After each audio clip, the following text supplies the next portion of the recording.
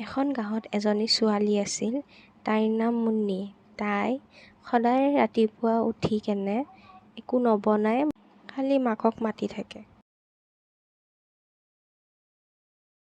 মা, অ' মা, মা ক'ত বা আছে মা? মোৰ ভোকো লাগিছে।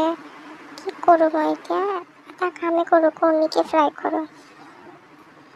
3টা কণী পালোঁ বুলিহে বাচিলোঁ আৰু এতিয়া খাব লাগে, ভোক লাগিছে যিহেতু। কণী ফ্ৰাই হৈ যায়, জলদি হওক, ভোক লাগিছে। মাহঁত বা ক'ত আছে? খাওঁ মই এতিয়া। দেখাততো ভালে লাগিছে, খাই চাওঁ।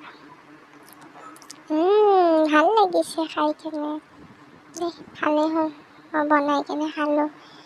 নহ'লে মা কেতিয়া আহিব, মই কেতিয়া খাব পাম নাজানো। এতিয়া খাম, খাই কেনে যাওঁ আৰু।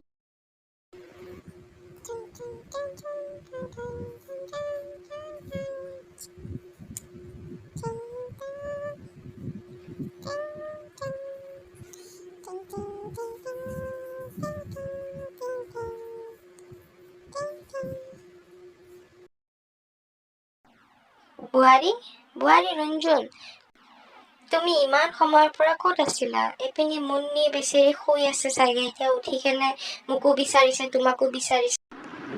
মা, মই খুৰীৰ ঘৰলৈ গৈছিলোঁ। খুৰী আহিছিলে ৰাতিপুৱা মোক ল'বলৈ পঞ্চায়তৰ কাৰণে।